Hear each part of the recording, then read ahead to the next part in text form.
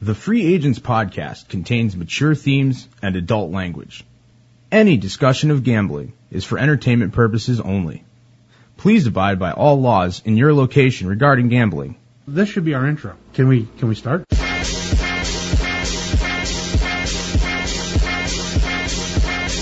This week on The Free Agents.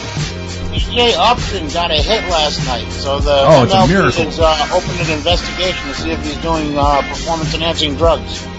Actively recruiting some of these other players into the biogenesis program. So I think the league basically held a lifetime ban over his head, and the 210 games or whatever it's going to end up being is really just... Well, when you come out, you're fourth.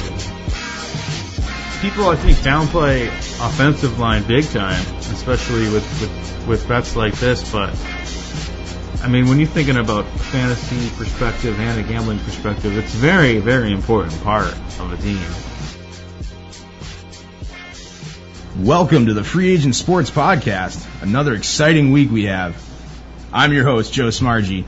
Joining us in studio, Frenchy the Greek this week. Hey, welcome guys. back. Thanks. And via Skype, as always, John Boudreau. LJ, how are you this week? How you doing? I am here. I am not complaining. It's kind of early for us in the day for our recording. We're actually an AM recording Yeah, here. we started. It was 11:57 officially, so we got it in before. Sorry for it's me. Right. I had to push for it. I got my sole day off here. I had to take advantage of it. Yeah. I ended up going to Maine. I was up in Maine for a few days, actually, this past week. So that must have been nice. You a little camping up there, or got a cabin or something? Folks got like a 3 seasons trailer park. It's not like a white trash trailer park, but you know. No, it's a nice. No, there's some nice. Yeah, there's definitely some nice recreational. Kind of places up there. It's nice. I got to pull in a lobster trap for the first time. Ooh. Off the coast of Perkins Cove. Did you get to keep the lobster? Unfortunately, no. It was a recreational license the guy had, so he was not allowed to keep them on Sundays. Oh. Otherwise, he would have let us. There's a rule on lobsters on Sundays? In Maine, apparently. There's commercial license and recreational, and it's his father's recreational license, and they're only allowed up to 5 max, and they can't be more than about 2.5 pounds. There's a way to measure them from the eye socket down to about their tail.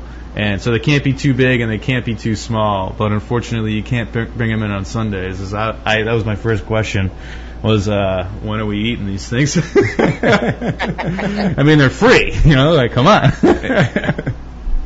But no, it was a good time up there. Hit the casino. There's a new casino up there. It's about a year old, up in Oxford, past Poland Springs. In Maine? Yep. I didn't know they had casinos in Maine. Yeah, there's 2 now, and one's small, but this one had probably maybe 14, 15 table games and a bunch of slots. No poker room. It's my first question when I walked in.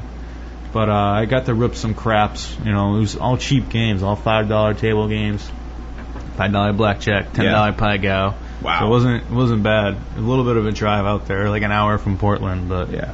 No baccarat. I assume they don't. They had Bach. Really? They had the mini Bach. That's the best. They had a mini Bach table. That's what I play, mini Bach. So. I know. We'll have to go back. And I haven't been. We'll have to make a little. I know. Little run down to Connecticut sometime. It's been a while for me too. But anyhow, let's get the show going. Pilgrimage to gamble. Yeah. Yeah, but we had some breaking news come across the wire. We had an exciting weekend, really whole week. DJ Upton got a hit last night, so the it's a miracle. has opened an investigation to see if he's doing performance-enhancing drugs. Was that his first hit of the year? That was his first hit of the second half of the season, I think. Well, I heard he's going to appeal his future stats, so they're going to give him some extra hits now, and then if he loses his appeal later in the season, they'll take back those hits. So at the end of the year, it may not really add up. Poor BJ Upton. And to think who's a bigger thief, him or A-Rod? I mean, A-Rod's stealing some money right now from the Yankees. Oh, A-Rod, at least as he helps them finish in 4th place. Probably A-Rod. I mean, because he's technically been stealing the money as long as he's been doing the steroids, and these guys driving up the price of free agents. I think it was Johnny Gomes, had a good interview the other day, and he really vented quite a bit and brought up the fact that it's just not fair to the rest of the guys that these guys can do steroids and then drive up the free agency market, and then these teams have to pay this money for these juiced up guys, so the non-juiced guys don't end up getting as much. And it's true. It's an endless. I hate to use the term, but it's an endless cycle. Well, it really changes the way you have to manage your baseball team. Because if the guys are not going to be able to do performance-enhancing drugs, they're just not going to be good beyond the age of 30 the way that these players have been in the past. I mean, you were able to get some good seasons from players that were over the age of 30 because they were doing some steroids. But nowadays, you don't get that. Pujols has fallen off. Hamilton, everybody falls off after the age of 30. Injuries and everything else, and Father Time catches up to you.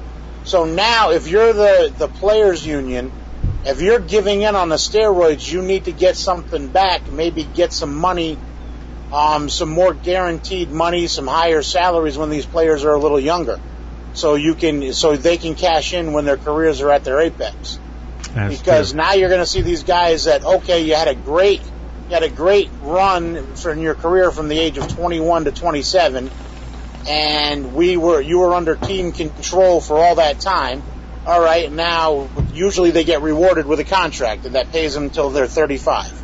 Nowadays, teams don't want to give up that money because the players just aren't that good anymore. Oh, they're seeing what's happening to the Yankees. So what happens now is the union thinking progressively in this situation so they can look out for their players' best interest. Hey, you're right. It'll be interesting to see what happens in the coming years, and hopefully there's a change. Hopefully the end of these big contracts, hopefully the end of signing your Mark Teixeira and your A-Rod to these ridiculous deals. I mean, I know the Yankees spend a lot of money, but there's a few other teams out there too that are stuck in head over deep with something they don't want to be involved in anymore. It'd be great if the Yankees could get out from under this whole. I don't think they're going to get away scot-free without paying A-Rod. They're going to have to pay him. They're going to have to pay him something. And the question is going to be how much of it do they end up owing him. A-Rod has a card he can play. The Yankees are going to want to spend in free agency. And if they can somehow get him to settle out of court, basically, and take some cash and walk away, the Yankees can free up the money and the roster spot that they were going to waste on him until he was 37. And use it to sign a younger player. Maybe go after a Nelson Cruz who's coming off. He's not doing steroids this year, or he's not caught doing them this year, and he's still been productive. They can use the money to maybe re-sign Cano, but again, he's one of those over 30 players you worry about. There's a lot of options the Yankees can do if they can get out from under this A-Rod situation. Do you think they can get to that point where, like, all right, A-Rod, you got to walk away. Do you want it? Are you ready to? Because it just seems like he's fighting with everything he's got just because he has an appeal process. And I understand why. He wants his money. That's what it comes down to. He wants his damn money. Of course he wants the money. I mean, that's what it's all about. But here's the thing is, in A-Rod's case, from what I've been reading, it sounds to me like the deal's already been made. I mean, he was basically accused of directly trying to interfere with this investigation and cover this stuff up, and also actively recruiting some of these other players into the biogenesis program. So I think the league basically held a lifetime ban over his head, and the 210 games or whatever it's going to end up being is really just well, when you come out, you're 40. Yeah. And can you keep doing this? And the whole idea that he's going to appeal and play, that's his bone. That's the bone they throw him. They say you'll get an option to appeal. Otherwise, we're just going to arbitrarily ban you from the game. Well, at first in MLB want to completely ban him from life. Then they realized they were probably going to catch heat from the union and in a lengthy appeal process, so they narrowed it down to 211. Wasn't that the initial? Yeah, that's what I'm saying. I think that was his deal. He got it down to 211. Yeah, they know. Said, all right, well, and you'll get, you'll have a chance to get more money, because when this thing goes to arbitration, the arbitrators are going to look at it and say, well, he did get on the field and play, so you at least have to pay him for this year and, X amount, and they'll negotiate basically how much of the remaining contract the Yankees will end up on the hook for and how much they can get out of. I mean, that's really all that remains to be settled at this point, as far as I can tell. Now, the arbiter is going to settle the steroid situation. But after the suspension, right, and then the lawyers are going to go and negotiate the money. On the contract. Yeah, and I think the Yankees just want to walk away from him in general. Oh, of course they do. Even if he's suspended, if the Yankees can negotiate a settlement where if he's missing out on $30 million next year and the Yankees walk into negotiations with A-Rod after the suspension is done and over with and say, here's a check for $40-something million, is our business done?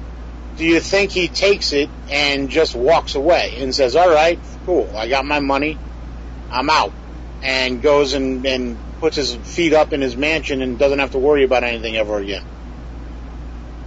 Yeah, I think you're dead on, LJ. I think that's exactly how it's going to pan out. But I don't really think the appeal... All the appeal does is it allows him to play until they get through the appeal process. And they're not going to overturn... Them to make some money. There's no way that they're going to overturn the ruling. Like, they're not going to reinstate him and overturn the suspension. It's not going to happen. Well, he's still going to make... That's not even what I'm worried about. I'm just talking about wanting, as a Yankee fan, to be done with A-Rod altogether. Yeah, I think... To write him a check and tell him to be on his way and never to darken the Yankee doorstep again. There will be no old-timers day game for A-Rod. There are a lot of Yankee fans like that, and just about everybody that's not a Yankee fan who hates him, and you can hear in the boos, except for when he's signing the autographs. I'm surprised no one's trying to frickin' stab him when he's signing the autographs like he was in Chicago. He had like a mass of people that wanted his autograph, and they weren't hawking at him, they weren't booing him, they weren't swearing at him. Those are the same people, LG, who were booing him. And Frenchy, sorry, those are the same. Those people were probably booing him when they were up in the stands and not in his face, but they still want his autograph because they know it's worth something. Exactly.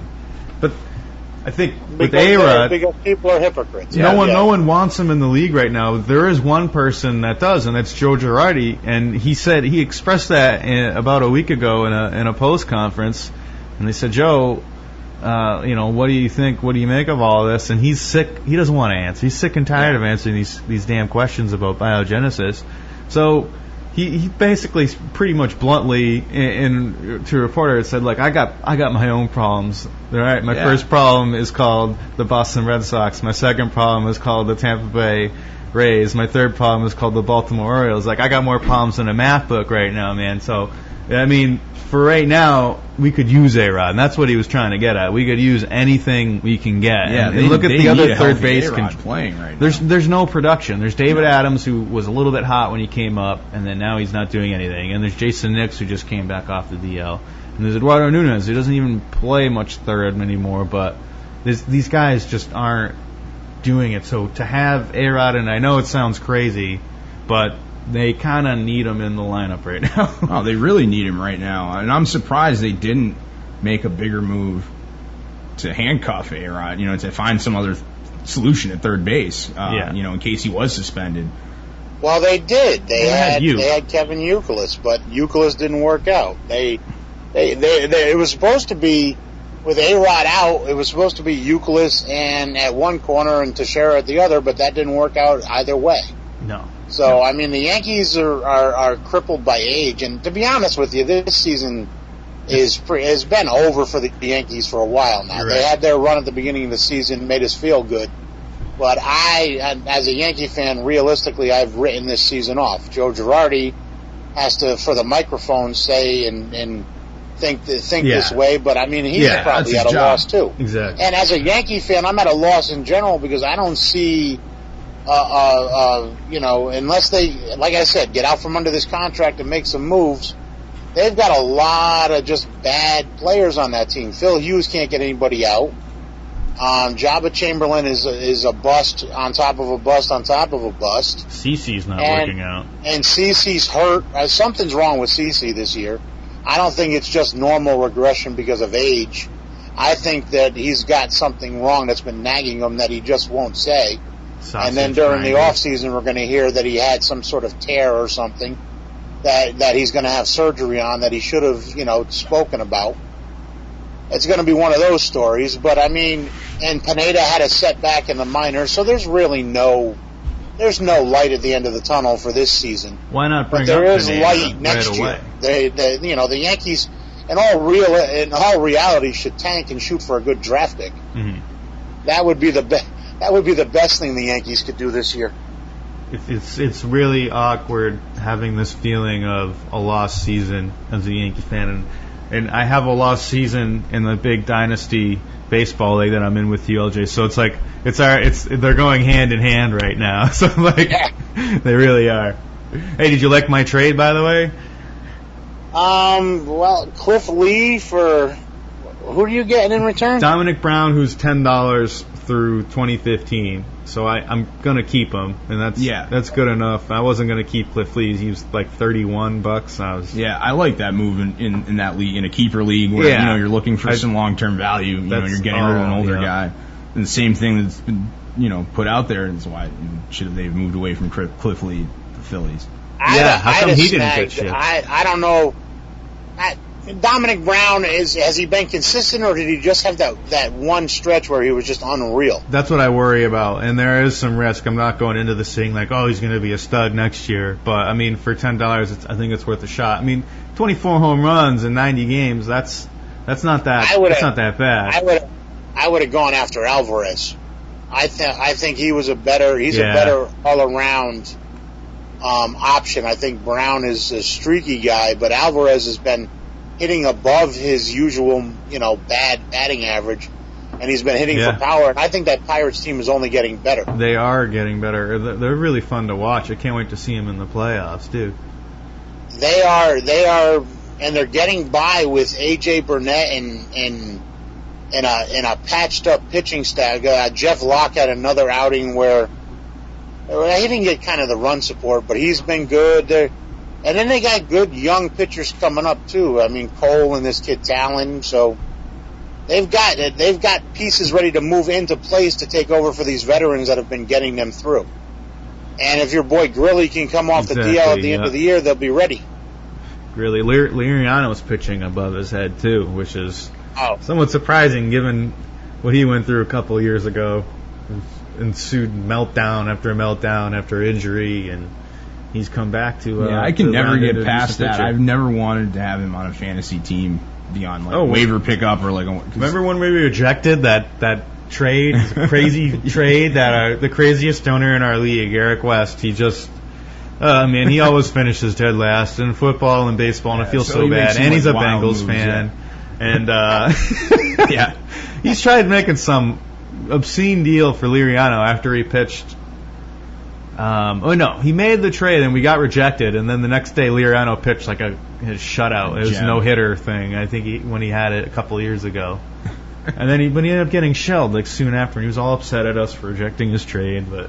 Yeah, that's what I'm saying. Veto the veto. From now on. Yeah, I want to make that move for next year. Veto the veto. Well, I have him on my team right now. And you're the Liriano owner. If it wasn't for him and Justin Masterson and a couple of other patchwork things, I'm doing good in the pitching category. It's the hitting category in the second half of the season that I'm having trouble with. Losing Ryan Braun really crippled my team. Oh, so you're the one with Masterson. How about this? How about Kinsler and Kemp for Masterson? What do you think? Sir, I have him as a keeper for $1. I know. Okay. I don't think both those guys will get me Masterson. Well, you're gonna have to make a way better deal than that for me to. I'd throw in Cliff Lee. You have three you'd have three rentals essentially because they're not going to keep any of those guys. And I'm not in position to make a move. Yeah. If anything, you'd have to sell me some closers. I could take over the closer category. I can give because you Casey Sampson. Right now, I'm in second or third place with saves with only two closers. Yeah. I have Kimbrel and I have Johnson, so I have the two best save guys for getting saves in baseball right now. The Orioles love close games, and the Braves have been playing some close games. So I'm just collecting saves. Kinsler and Kemp for Justin Masterson. How long is Justin Masterson's contract? I got him for another year at $1. Oh wow. All right, I'll give you all three of those guys. I could use $1 guy. To be continued. Man, to be continued. He's one of my aces in the hole. I can't give him up. You gotta think about the future in this kind of league. Smargy, you should get back future, in it next the future year. of the dollar is great. I got some nice keepers. I got a lot of young players on that team, and I can't complain. This year is done, but next year I'm going to be in a better position. Foley's probably going to be leaving the league, Smarge. If you're looking for a spot. I will give it some consideration. I might get back in next year. You should think about it. There's plenty of time. It's tricky. The problem is that as the show grows, I actually have less and less time to play fantasy sports. Understandable. It's even though league. It's a huge part of what we do here. And this year we have our free agents fantasy football league, which all our listeners should check out and apply to become an owner. We're going to pick probably about 6 listeners, maybe 8 listeners, and have LJ, myself, Frenchy, and maybe a friend or two of ours in the league to win a first prize will be a $50 Amazon gift card. We're also going to do a little free agents prize package with some swag for like top 3 or something like that. So go on our website, freeagentspodcast.com, click on the link. It's on the sidebar just below our all our social, icons, all our Facebook icons and stuff, and you'll see it there. There's a banner. Click on it, fill out the info, and hopefully by the next show we'll have our applicants in and chosen, and we'll get back to you via email if you are chosen. And it's free to participate in, and like I said, you could win $50 on Amazon. It's a pretty good deal. So everybody check that out, and we look forward to having you in the league this year. Is that how I sign in? No, I can. When we create the league, you guys you and LJ will just have spots. You don't need to. Okay. It's just a general informational application. So like we ask for basic info, a little bit about your sort of your fantasy successes over the years. If you have like a Yahoo profile, you've won some leagues and stuff, we can check that out, and just some general info. And then we'll get back to the people we want to include into the league and go from there. We want owners who will be actively participating all year, even though it is free. And we hope to have everybody on the show at one point throughout the season as well to talk about the league. So, that's kind of why we're doing it through this sort of application process. It'd be nice to get, 8 to 10. Yeah, I don't want to make it a massive. I don't really want to go 12. I've never done a small one. The small ones are fun because everybody gets some big players. You're not just like wondering if Kareem Huggins is going to get it done this week or not. Kareem Huggins, because LeGarrette Blount and whoever else is injured. Kareem Huggins sounds like a bad guy from a '70s blaxploitation movie. I think that was the first year I played fantasy football with you guys, and he was the last pick. Stringer for Arizona. He was my last pick. We were all sitting around at the draft, and I'm like, Kareem Huggins, and everyone unanimously, who the fuck is Kareem Huggins? So I made him my my Yahoo Pro pick. It's still up there. All my leagues, just Kareem Huggins looks like a mugshot. Hi, folks. Did you know that Argo brand cornstarch has been the chef's choice in cornstarch for over 75 years? And you know what else?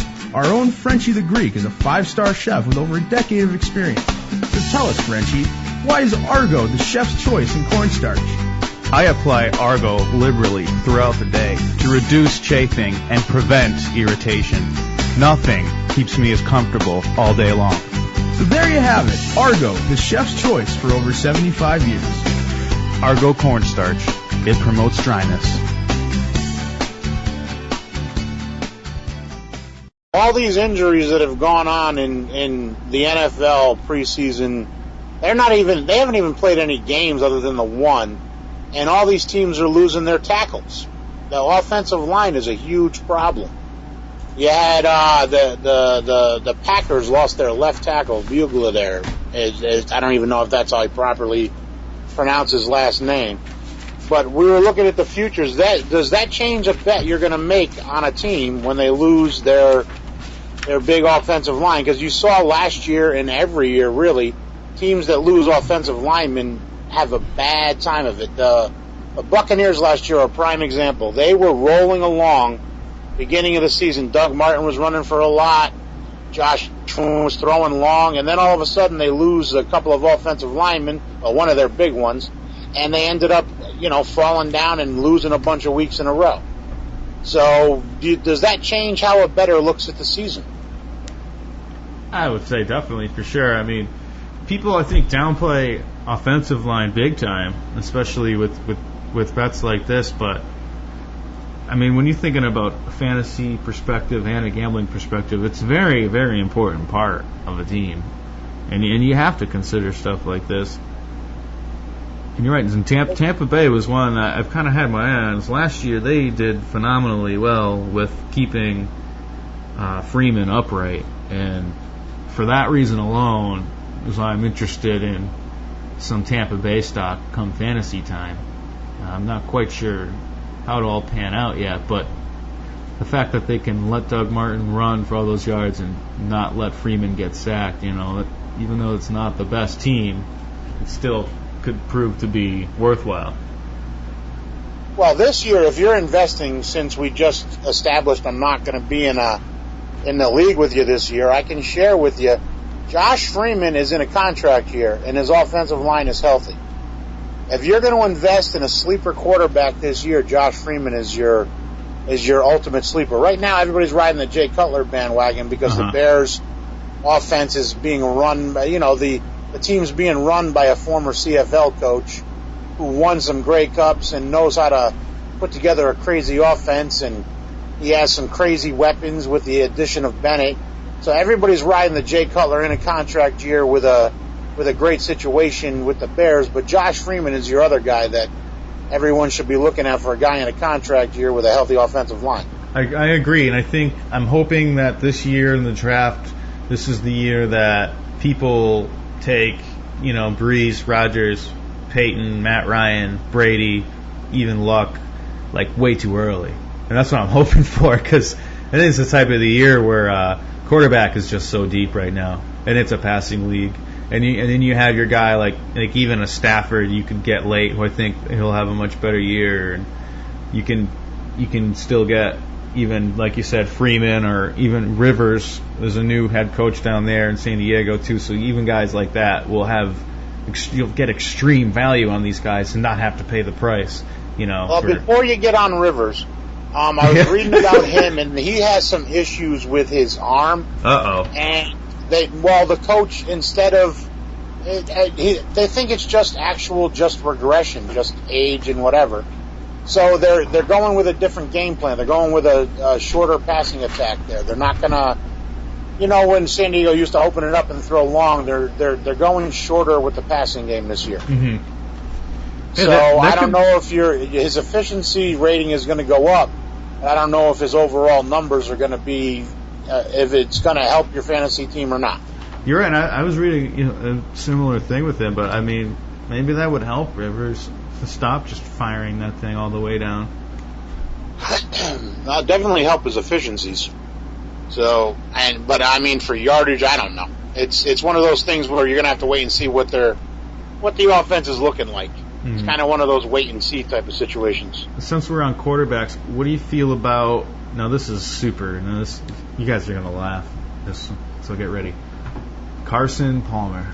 I'm actually not laughing. I've actually. Yeah, you missed the show last week, LJ, Frenchy. I actually brought this up last week. I said Carson Palmer is a sleeper because he's going to have weapons around him. I was ahead of the game because I've seen articles now stating the same thing I was saying last week, that he is a sleeper this year because he has legit weapons around him for the first time since he had a healthy Terrell Owens and Chad Ocho, whatever he's calling himself. and now he has some, and what's his name? Arenas is bragging about how Peterson's going to be a legit wide receiver. Yeah, he's going to be playing on both sides of the ball. He's going to be playing defensive back and wide receiver. They have receivers. They have guys that can catch the ball. And can he still throw it to him? I think so. Michael Floyd and Fitzgerald. Fitzgerald should have reemergence. And if you want value as a wide receiver, number 2 in fantasy. Remember, he was a former number 1 pick. Larry Fitzgerald is definitely with a legit quarterback. Look at how well he played with a Kurt Warner. Mm-hmm. And when he's with a legit quarterback, a guy that knows the rhythms of the game, and Carson Palmer, for all the negatives, was still what, a top 5 quarterback at one time in his career? That is correct. I mean, some will argue that it was before the injury. that the frickin' Steelers gave to him in that dreaded playoff game. And it kind of affected the way through. But he was, he was still able to bounce back to a degree. And obviously, he shouldn't have acted the way he did in that childish manner in the Bengals for a couple of years. 'Cause I feel like it's tainted some of his value now. But it certainly has. What's the age on him? That's my next question. Carson, but he's older. I mean, he's not a youngster anymore. He's got to be 34, right? Something like that. 35. Call West. Call up West. Hey, he's got to be. I mean, somewhere around his, getting into his mid-30s. He's 33. Born in 79. He turned 33 in December. No, that's not that bad. So he's still young enough, and he's in just a better situation. This is a lot of what he can do. He couldn't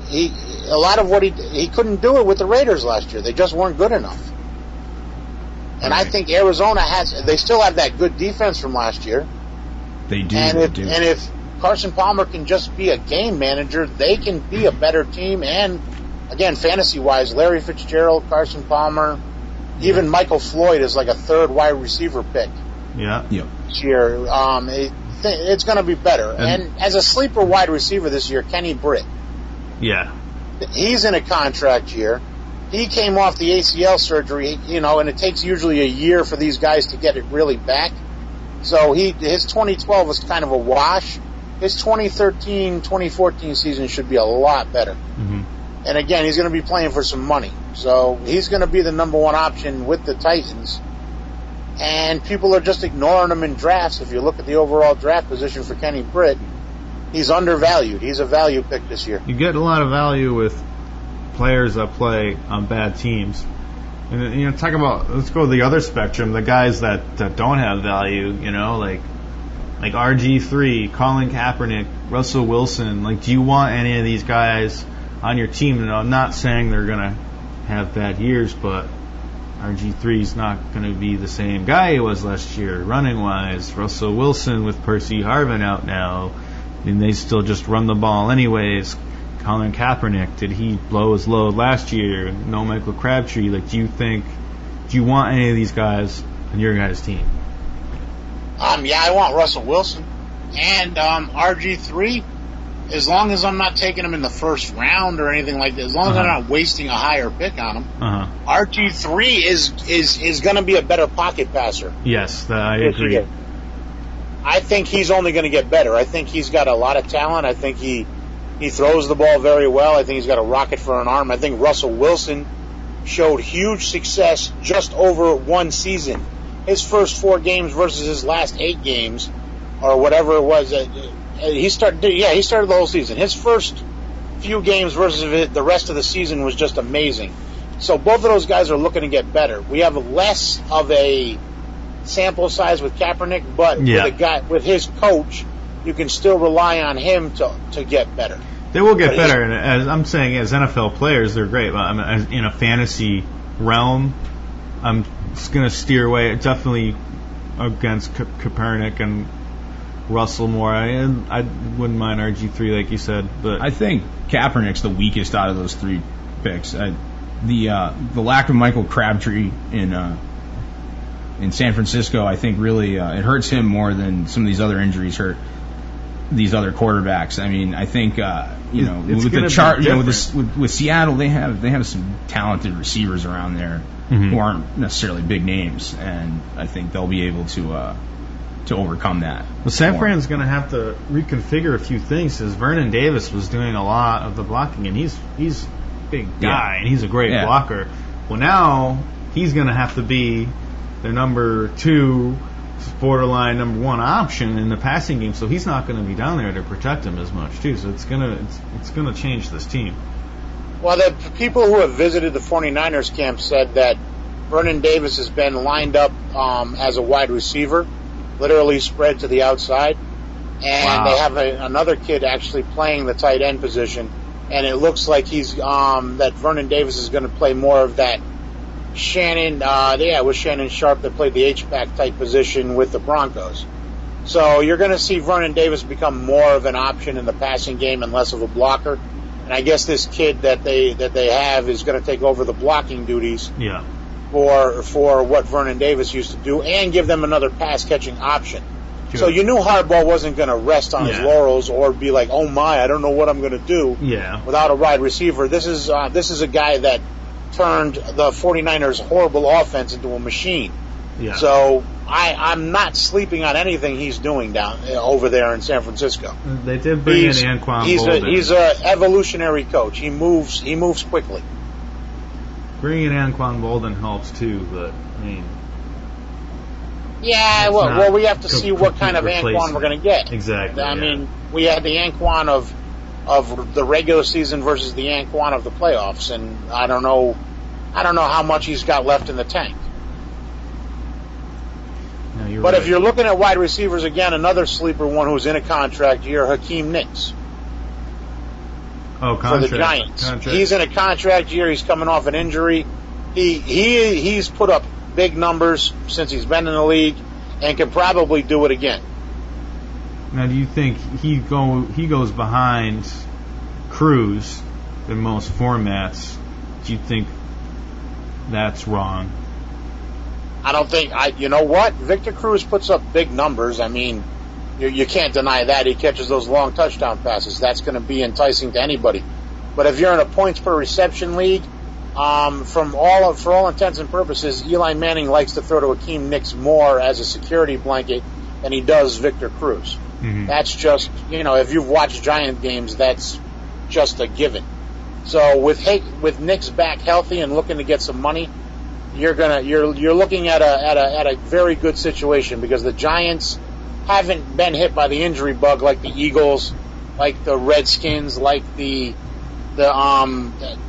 Cowboys have been hit by the injury bug. The Giants right now are the healthiest team going into the season. Yeah, and right now I'm looking at a little list of just wide receivers and tight ends on a PPR Fantasy Index cheat sheet. Victor Cruz, number 10.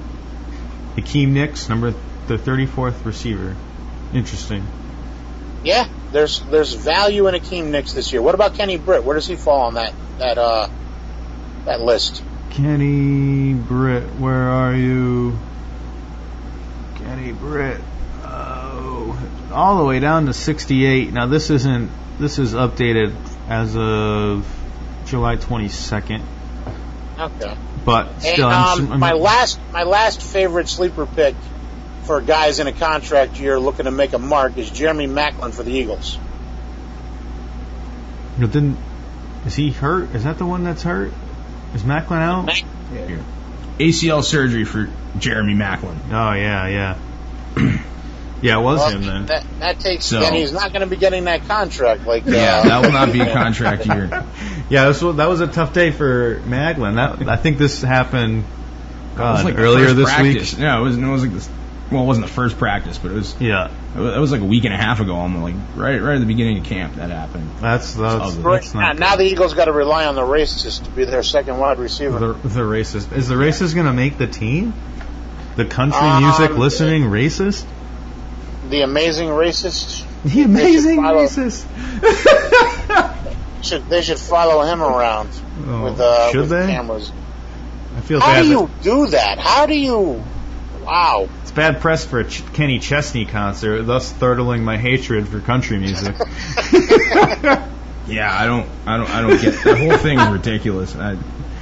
Isn't he going through like therapy or something now? Didn't he say he was going to go and Kenny Chesney? No.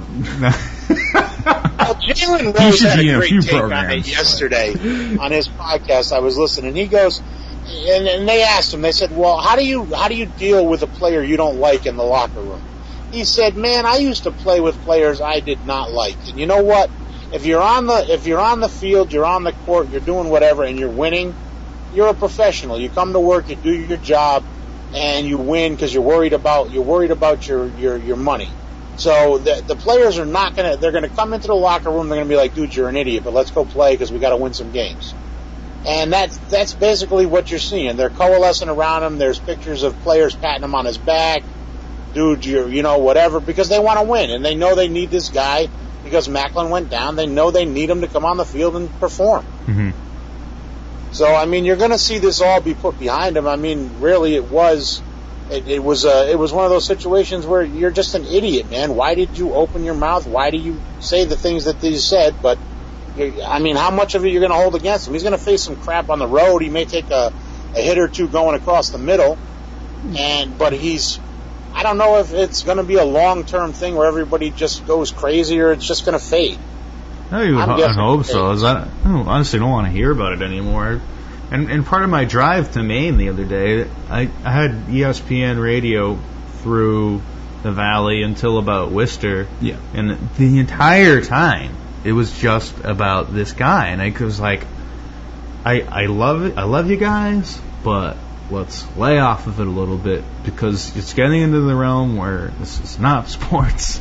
You know, it's just like with Sandusky a while ago. When you get headlines like this, wide receiver Cooper returns, Tebow sends prayers. Oh my God! Yeah, that's a legit headline on ESPN.com right now under their NFL section. Wide receiver Cooper returns, Tebow sends prayers. Well, let's do our part, and we can weigh it off of it. All right, so I got one more question about receivers. Randall Cobb, a lot of people have this guy ranked so high. In our Dynasty format, he went for like $41. I know. Some guy went off the hook on this guy. Do you think he's worth that much, LJ? How much was Greg Jennings worth when he was the number one healthy wide receiver option? Not $41 in a Dynasty league. because Randall Cobb is young. He can catch the passes. He's fast. He's there's a huge potential there, and what this person did was gamble on that potential. Mm-hmm. There's other people that believe that both Jordy Nelson and Randall Cobb are going to have equal amounts of receptions. It's kind of going to be like the Atlanta Falcons, where you have Julio Jones and oh my God, why am I slipping on his name? Julio Jones and Roddy White. Roddy White, yes. And it's going to be that situation. I think you're going to there's value in both of those guys. I don't know if there's $41 value, but there's value in both of those guys. I mean, if I had to guess, I think an average decent select room would be in the 20s. I would, that'd be on the high end. Yeah, I mean, you might go up to almost 30 in a dynasty league. I would go 30 because he's the 1A option for Aaron Rodgers. So that's a big deal. But here's the thing, LJ, is Aaron Rodgers is a much better distributor of the ball, I think. He doesn't, he definitely spreads it around more.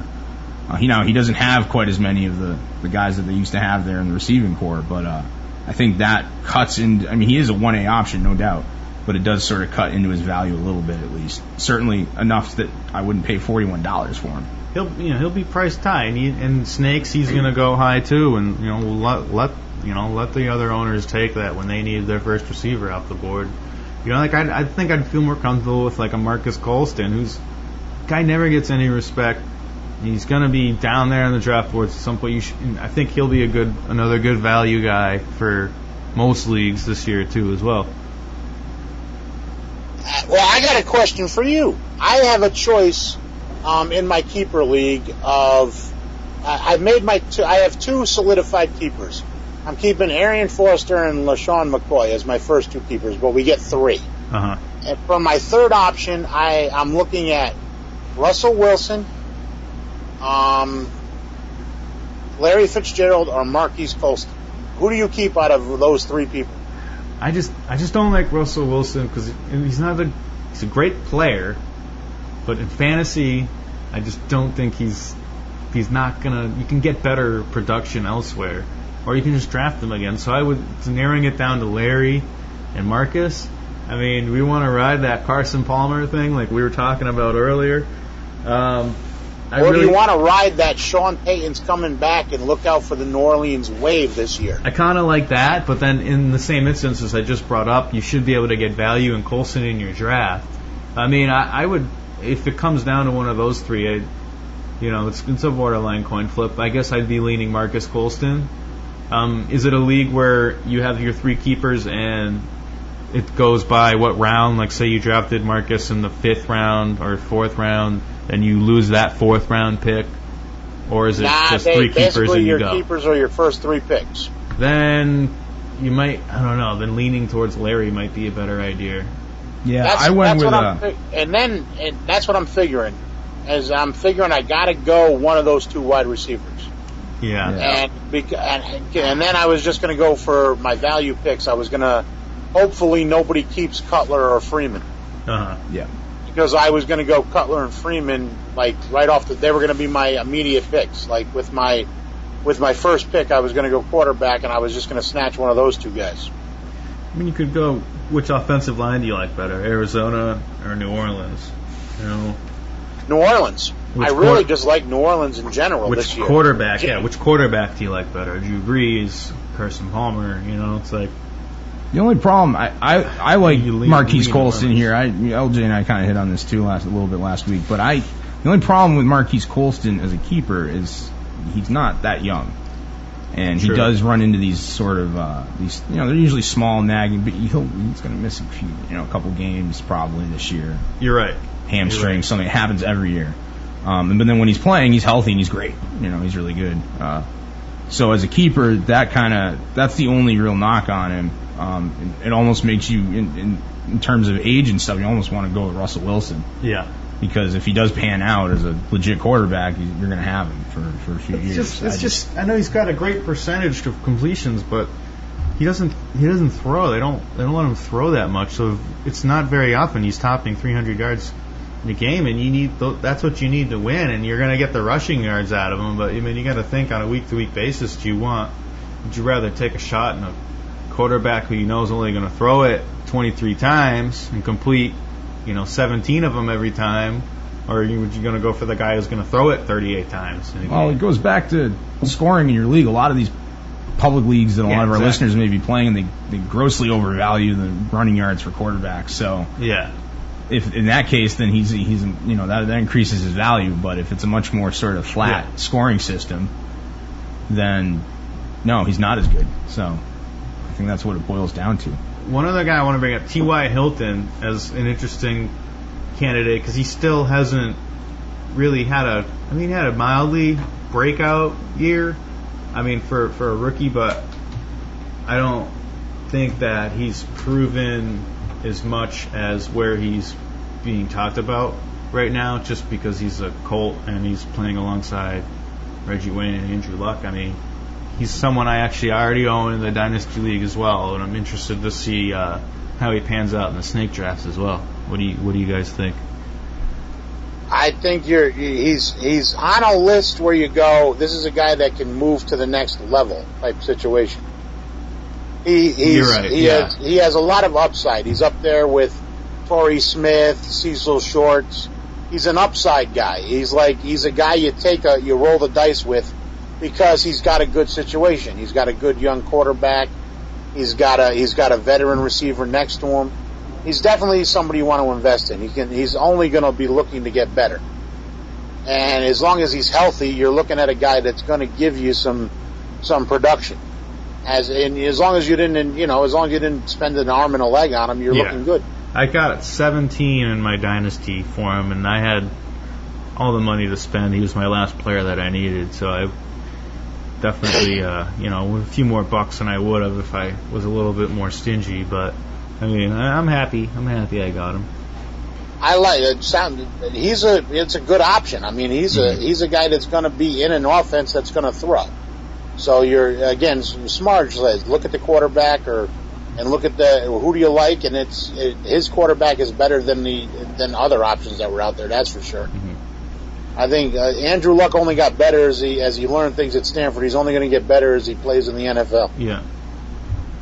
So that I 100% that I'm 100% in on Indianapolis's offense in the future. Yes. Passing wise. So you've invested in a good young player.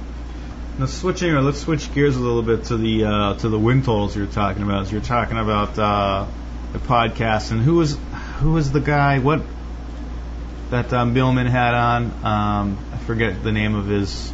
I don't know the gentleman offhand, but he was definitely looking at win totals and values and big into electronic simulations and data.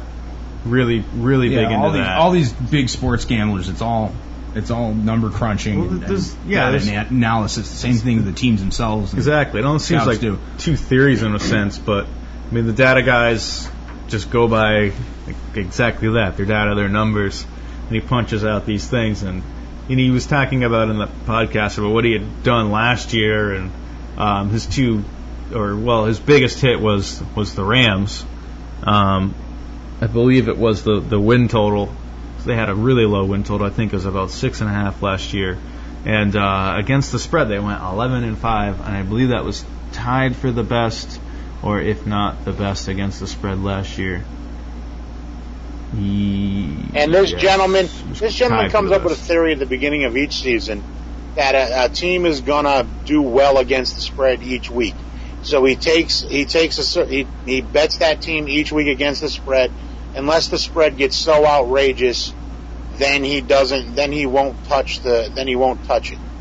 But if they're favored in a week, he won't touch them. Yeah. So he avoids the extremes, and if they fall into the mean, he bets them each week. And he's made money consistently season after season doing this one thing. And gamblers out there, if you're gonna do something, follow what the experts are doing, because the rest of the folks out there are just sheep getting sheared every year. You're basically feeding the bookies so they can pay off the sharps when the sharps hit, and you're paying off the vigs, and you're making a ton of money for the bookies unless you've got yourself a system. You're just giving money away. It's kind of like stocks. If you're not in the know, then you're just praying. You're just a gambler. You're buying if you're in the know and you've got a system, then you're on the better side of the deal. I would say. So one of this guy's early picks, it's a bad team.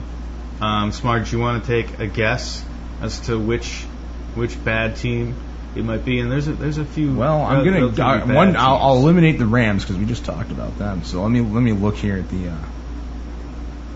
Probably the Jags, I want to say. They've basically... You're correct. I don't know if you heard, before we get to the sort of the gambling part, I think he might actually be wrong about the Jags. They have essentially given up. They announced already? They announced earlier in the spring, Frenchy, that they're going to put up the biggest TV screen in a stadium ever, and they're going to show other games while you're there at the Jags game, so you can watch your other fantasy players. Oh, that's how bad they are. Can you imagine being a player on that field for the Jaguars, trying to do your best, make your money, even though you know your team is not great, and you got to watch? Well, they got to do Tom Brady or whoever lighten it up while you're playing. It's Florida. They got to do something to get people in there. They got Tampa and Miami. They have concerts after games. They have aquariums. They can't get people in there. They're playing music during the games. They could either put Adderall in the beer to get people to focus, or they could put up the NFL Red Zone on the big screen. I think putting up the NFL Red Zone on the Jumbotron, along with all the stats, so people can get that feeling that they're at home and follow their fantasy team. I think it's more of a marketing ploy than it is an admission that your team is bad. So I'm making some comments here. I like the. As a fan, I love the idea of going to any game and having the other games on, because again, you're following your fans. You don't have to look at your phone or anything. I find myself staring at the ticker because when I go to the Pats, I got action. Plays, I'm like, if I don't have action on this game, I'm on that ticker. And you're usually a lot of us are sitting up in the nosebleeds anyway, so we're watching the game there on the big TV anyway. But since we're on it for a minute, I want to put them up to the microphone and. Frenchy got all his Patriots tickets for this. There it is. You can hear them. Stack of Patriots tickets. I got the Steelers and Tampa in my hand, and then Tampa preseason. And we'll be going, sort of coincidentally, my wife got us some preseason game tickets for a week from Saturday. And you're actually going to that game too. You should come to that, LJ. I think I'm going to go down with my folks, I think. It's a week from Friday, 8 o'clock. Thinking about it. Preseason football, that's not into my budget right now. I understand. Because they're still going to whack it for parking and everything. Yeah, it'd be nice if it was in my budget, but it's not. I'd love to go to a football game. I used to love going to Giant Stadium. Mm-hmm. going and checking out games over there. I saw the great Jets-Patriots game back in the day. I've seen some good ones over there. Been to Philadelphia to see a game. Yeah, I was at Philly this past season, chasing the You know, you can run into some crazy stuff there. God, especially when you show up with a Cowboy fan that likes to run his mouth. We were just scared. So, do you think, would either of you, I mean, in sobriety, I'm not talking like after a few cocktails, I'm talking straight sobriety, place a wager on Jacksonville Jaguars over 5 games to win this season? With moderate juice on the over. That's not what we're talking about. True. We're talking about them against the spread. Against the spread, exactly. But so if I'm gonna go and I'm gonna do it, I'd give it a shot. I'd test out his theory 1 year. I'd bet like 25 a game just to see if his theory is any good. And whack and him each do it time. and follow it. And then if you've made some money at the end of the year, you send the guy an email just saying thanks. And then you wait for his podcast next year with Millman, and you bet 50 next year. I'm just surprised. I haven't seen a total this low. I don't think there was a 5, not even a 5.5 last year. But I mean, this year's Jacksonville's 5, Arizona's 5.5, and then I don't even think there's a straight 6. Cleveland is a straight 6, and you get in your Buffalo and your Tennessee and your Jets that are all 6.5 from there. But 5 straight. I mean, come on, 5 wins. I mean, yeah, you're right. They could probably win 2 games. Yeah. That's the thing. They're not a good team. Mm-hmm. That's the problem. They're going to be getting some good chalk. It's so sad. And Maurice Jones-Drew, when is he due back? Is he going to be with them at the beginning of the season? They should be in tank mode. I keep harping on this, but there's teams that are just so bad, and they made a bad choice when they drafted a quarterback. And this year, there's good quarterbacks coming in out of college, and I mean, you got this kid Teddy Bridgewater from Louisville. You got of course Manziel, who's You got good quarterbacks coming out. This kid Taj Boyd from Clemson. You're looking at a quarterback class as good as you're going to get in any year. And this kid Murray from Georgia. He's been a 4-year starter. You got the kid from Miami. You got a lot of good quarterbacks. This is the year to tank for a player, and you can tank for Clowney. Jadeveon Clowney is going to be. He's probably a better defensive end than the majority of NFL teams right now. Yep. So if you're going to tank, this is the year to do it. So they play Kansas City week 1. Want to know the spread? I got them. Yeah. I got the week 1 spread. Yeah. Let's hear it. Go ahead. They're getting 3 points at home. The Kansas City. So that would be game 1 and part of the system. That's the Jags game. are getting points. Yeah, they're getting 3 at home. Yeah, that's the week you don't. When they're getting points, that's the week you don't take them. Oh, okay. Remember, but I mean, no, they're not favored. Is they have to be giving points. I mean, getting points, I should say. Oh no, yeah, they are. They're underdogs. They're home underdogs. Okay, then yeah, you definitely take them. That's an easy one. A home dog. Oh, I'm all over home dogs in general anyway. There's a couple. Tampa Bay and the Jets. Let's take Tampa Bay to smoke the Jets in week 1. That has a good ring to it. Maybe it's just the hatred of the Jets that I have talking right now. But well, the Jets and Geno Smith are going to have some serious growing pains this year. Rex Ryan is just his head's on the chopping block, and he has no idea how to get it off of there. He has no clue. It's going to be so funny because is his head going to keep talking once they chop it off? Probably. At least for a few minutes. They should use them in a scene in Game of Thrones or in a beheading just to make the people happy. Yeah. We can simulate knowing what it looks like to chop his head off. But it won't be real. It'll be on Game of Thrones. It'll be for treason or something. Now, what they'll do is they'll rehash all of the stupid things about his, this whole thing about his foot fetish and all this stuff, and they'll try to smear. It's going to be a very Terry Francona like parting of ways, I think. There, and in the Meadowlands for Ryan and the Jets. I'm waiting. I think it's gonna be fun to watch. So it's been such a disaster. are you guys ready for Hard Knocks too? Hard Knocks is starting this weekend. I know that's always a fun thing to They're check back out. with the Bengals this year. Yeah. I'm sure Wes is probably going to watch it like every episode 100 times. I have my favorite Hard Knocks moment, of course, is when Cromartie was naming off his kids. Yeah. Oh my And God. he had 3 kids that were all born in the same year. And he was like, yeah.